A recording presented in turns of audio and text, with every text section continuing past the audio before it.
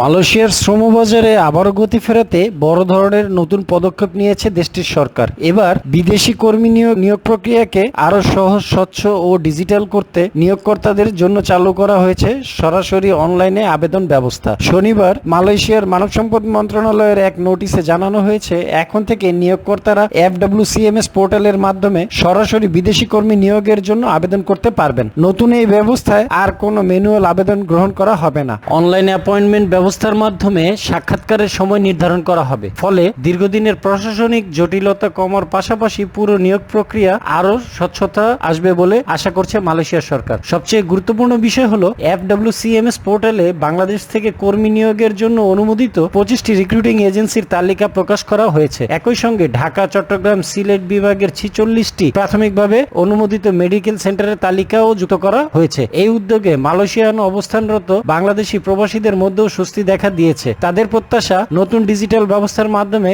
Syndicate ও দালাল চক্রের প্রভাব কমবে এবং বাংলাদেশ থেকে দক্ষ কর্মীরা স্বচ্ছ প্রক্রিয়ায় কম খরচে মালয়েশিয়া যাওয়ার সুযোগ পাবেন। শুধু তাই নয়, মালয়েশিয়ার শ্রম আইনের বিশেষ ধারার অধীনে প্রাথমিক যাচাই থেকে শুরু করে শর্ত সাপেক্ষ অনুমোদনপত্র দেওয়ার প্রক্রিয়া মাত্র 10 কর্মদিবসের মধ্যে সম্পন্ন করার লক্ষ্য নির্ধারণ করা হয়েছে। তবে ডিজিটাল ব্যবস্থা চালু হলেও কর্মী নিয়োগের যোগ্যতা, শর্ত ও বিদ্যমান নিয়মকানুন শিথিল করা হয়নি। স্বরাষ্ট্র মন্ত্রণালয় থেকে দায়িত্ব হস্তান্তরের পর ইতিমধ্যে 4,646টি আবেদন প্রক্রিয়াধীন রয়েছে। এদিকে মালয়েশিয়ার রেস্তোরাঁ খাতে 15,000 বিদেশি কর্মীর কোটা পূরণেও নেওয়া হয়েছে বিশেষ উদ্যোগ। প্রথম ধাপে 103 জন নিয়োগকর্তার বিপরীতে 5,000 কর্মীর অনুমোদন প্রক্রিয়া চলছে। বাকি 10,000 কর্মীর কোটার জন্য নতুন করে অনলাইনে আবেদন আহ্বান করা হয়েছে। অন্যদিকে কুয়ালালামপুর বিমানবন্দরে পৌঁছানোর পর বিদেশি কর্মীদের প্রশাসনিক প্রক্রিয়া আরো দ্রুত ও সহজ করতে শীঘ্রই পরীক্ষামূলকভাবে চালু হতে যাচ্ছে ফরেন ওয়ার্কার ট্রানজিট সেন্টার। সব মিলিয়ে মালয়েশিয়ার নতুন